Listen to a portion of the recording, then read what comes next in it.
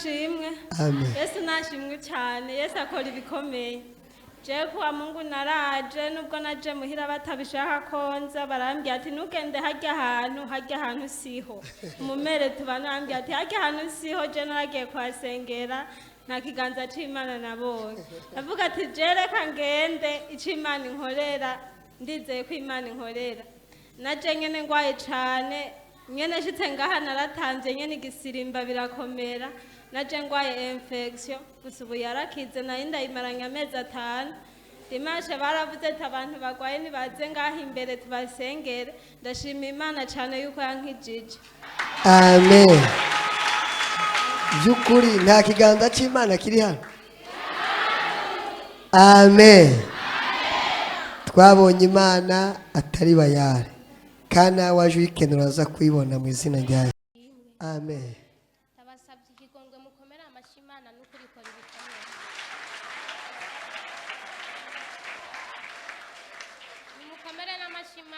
Nimukomere n'amashi abakozi b'Imana n'ukuri.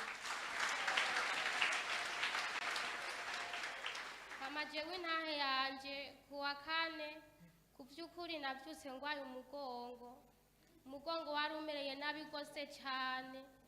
Basha ndabura n'ukungene nokora barampa n'amahera nje kugura imiti biranka. Ndaguma ngaho nko mu masaa 8 biranka gose cyane ndavuga ati ariko gamana je singenda gusenga. Rero baca bampa ibiharage ngo ninda biteke. Ca ndavuga ati none gamana ibi biharage binsibye gusenga ati nukuri ntuvyemere. Bimaze kugenda nkuko rero ndavuga ati nubwo bisa 11 n'inusu ati je ndagenda batume basengerana gatoya ndazi ko nkira. Ujya bimaze kugenda nkuko nakoresheje umwanya bica birasha.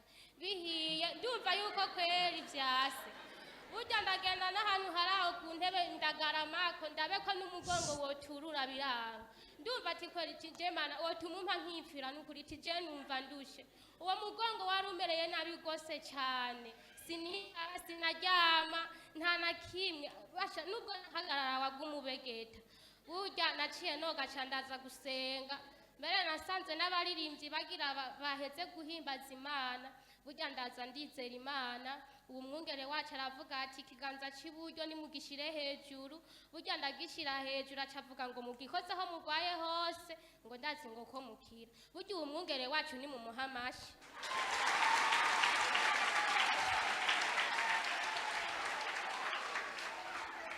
Burya ni mu muhamashi. Burya ni mu muhamashi.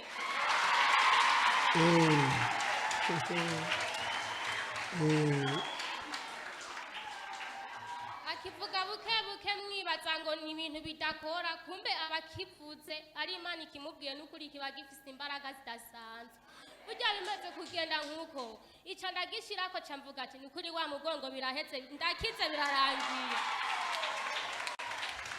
Burya bimaze kugenda nkuko n'ukuri ko Imana ubwo nyene byaciye bihera. Ubu ndashimira Imana no mu kuvyuka bukeye kwa gatanu navyutse 11 hatarana ca numva apeti yo gukora akazi. N'ukuri ni mu mumpera mashi yarakoze Imana baheza. Amen.